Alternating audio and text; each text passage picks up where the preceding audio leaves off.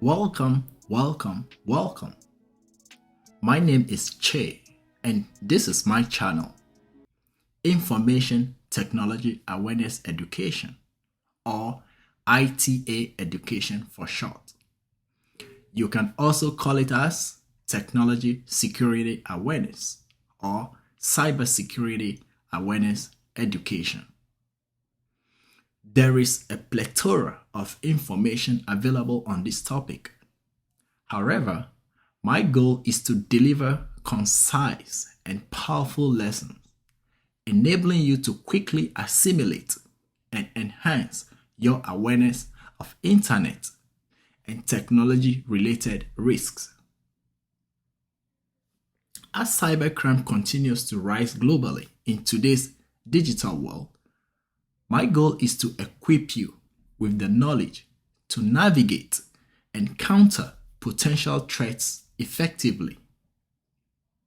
Please note that the information I provide is for educational purposes only, and I am not responsible for its misuse. As always, consult a professional. With that in mind, let's begin.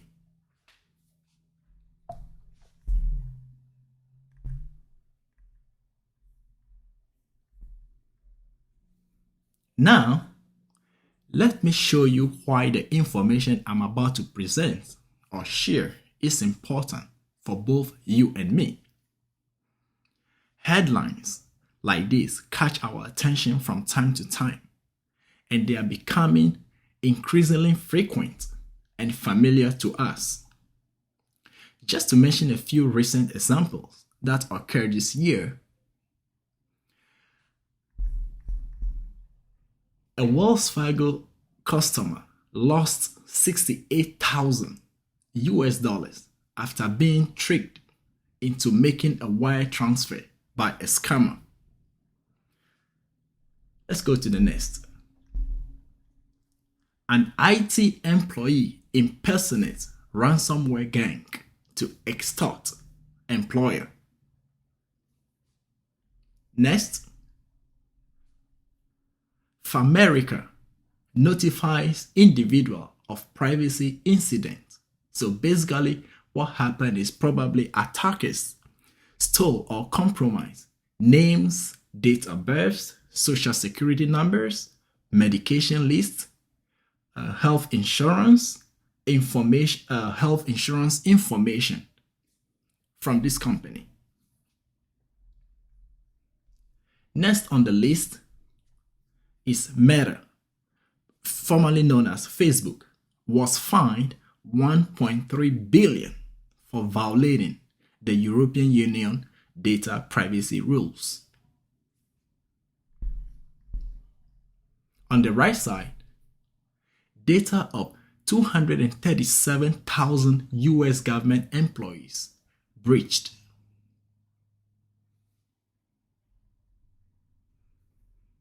T-Mobile informing impacted customers about unauthorized activity.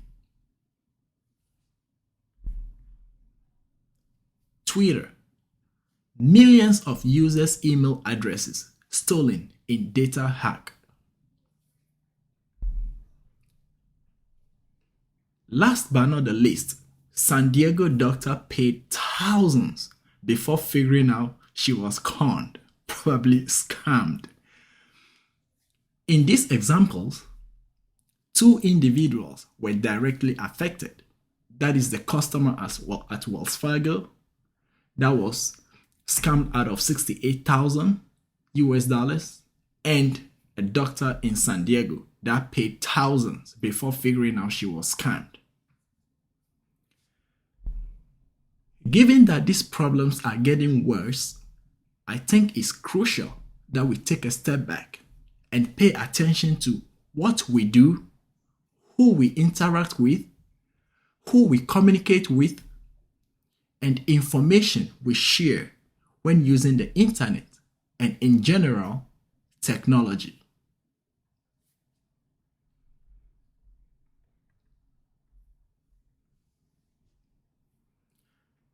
Let's take a look at some statistics published by the Identity Theft Resource Center.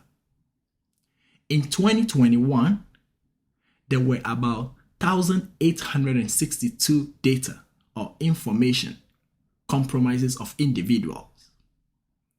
And out of those compromises, there were about 294 million victims.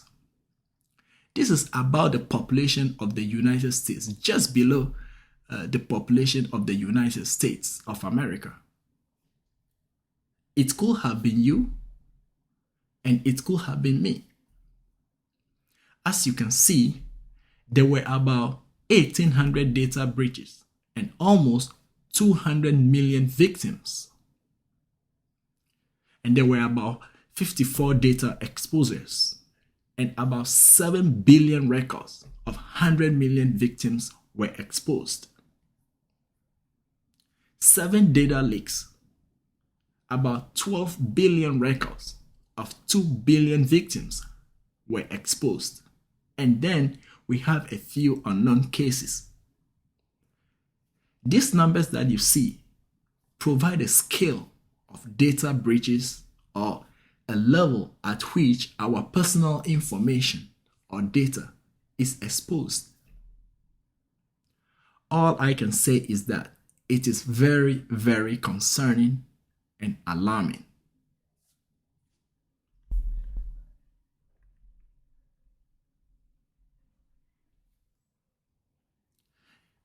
This is the data for year 2022. That is just last year. You can see that the number of victims affected are staggering high. Let's look at the numbers. The number of compromises seem to decrease by about 3.2%. However, the number of individuals affected increased from about 294 million to 422 million. That's about 44% increase of victims from the previous year. That's almost double the number of victims. Simply put, more and more people are being impacted for every data breach. Who knows what will happen this year and in the years ahead? Given the rising trend of data breaches and exposure, it is our responsibility to recognize and know how to secure our information.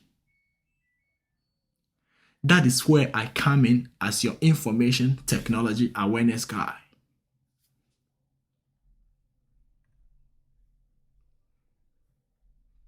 As I mentioned from the beginning, information technology awareness, information security awareness, cybersecurity awareness can be used interchangeably. So, what is information security awareness? Information technology awareness is basically the effort aimed at increasing the understanding of cyber or internet threats and empowering individuals to be safer and more secure online.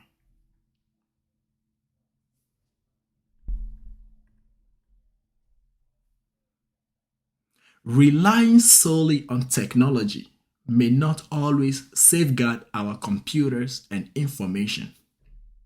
Staying informed about information security issues and adhering to best practices are effective ways to protect yourself and your family.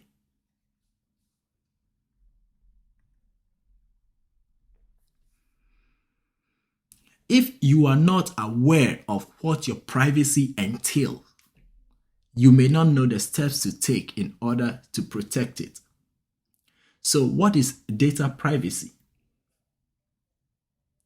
Data privacy is basically your right to control or choose what data or information about yourself you want to share with others.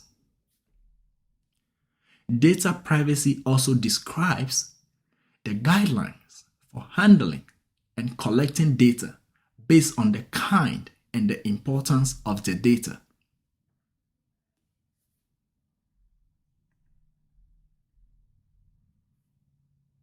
You have probably heard of confidentiality. This is not the same as data privacy. Privacy is about you, and confidentiality is about your data or information. For example, you may not want people to know what kind of websites you browse. That is privacy. Confidentiality is the assurance or expectation that someone or a third party, or maybe your employer, will keep your data or information from unauthorized access. Confidentiality does not guarantee your privacy. Confidentiality is about how your data is handled, managed, or distributed. On the other hand, data security are the measures you have in place to prevent unauthorized access of your data. For example, using a strong password or encrypting a file on your computer is data security. Achieving data security doesn't ensure data privacy, and vice versa. I will talk more about data security in my upcoming lessons, so make sure you check it out.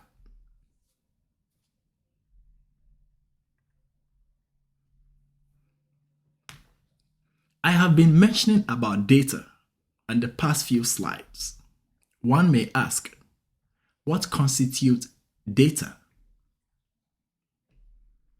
When we talk about data privacy, what comes into mind is personal identifiable information. This simply means information that can be used to identify a person uniquely, meaning you, or combined with another information to successfully recognize or trace a person, or can be used to contact an individual. This is what I mean when I say data in this lesson. That is personal identifiable information. Various types of personal identifiable information exist, and I will delve into the details in my upcoming lesson. So make sure you check it out.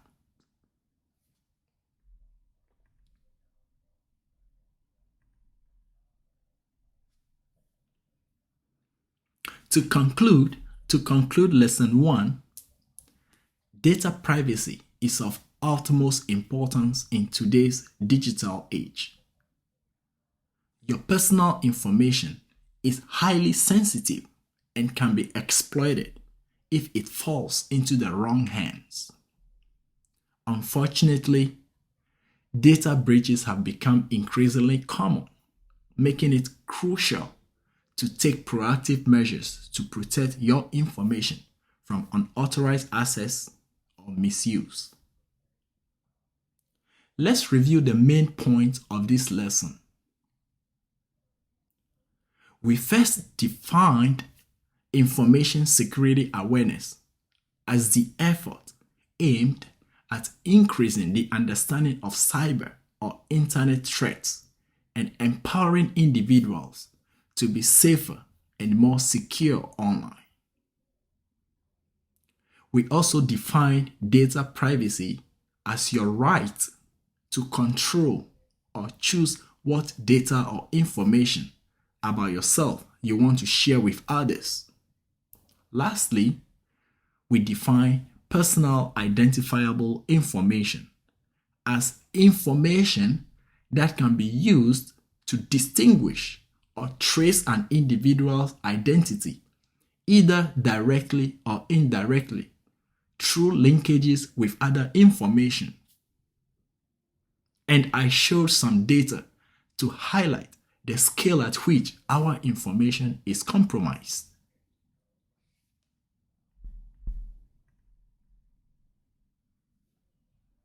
Now that we've reached the end of lesson 1, I want to encourage you to take the quiz to assess your knowledge about the topics we have covered. Feel free to put your answers in the chat and also discuss. The right answers will be provided in the description. Before you check, make sure you try it on your own. Question 1. Which of the following best describes data privacy? A. Your right to provide personal information in response to an email request. B. Your right to control or choose what information about yourself you want to share with others. C. Hiding in your room where no one can see you.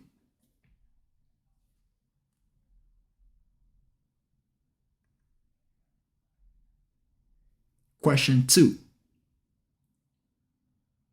Personal identifiable information include sensitive information that can be used to A. Directly or indirectly identify you, such as your name, your social security number, and location. B.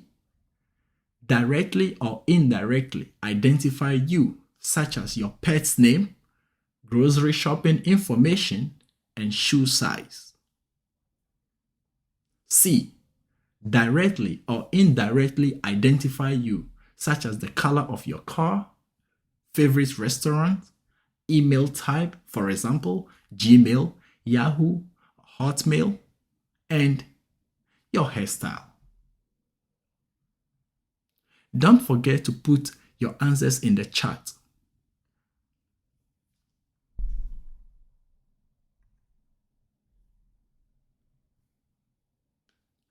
My next lesson will focus on the kinds of data or information that can be compromised or breached, so make sure you check it out.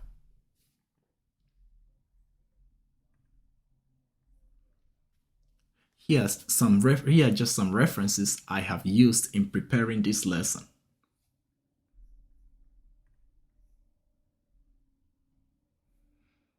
We've come to the end of our first lesson. I hope you've enjoyed and learned something new. Like and subscribe to receive updates when new lessons are posted. I recommend that you encourage your friends, family, colleagues to watch my videos. Don't forget to share it on your social media as well. Stay safe, don't miss out. Thank you, and see you.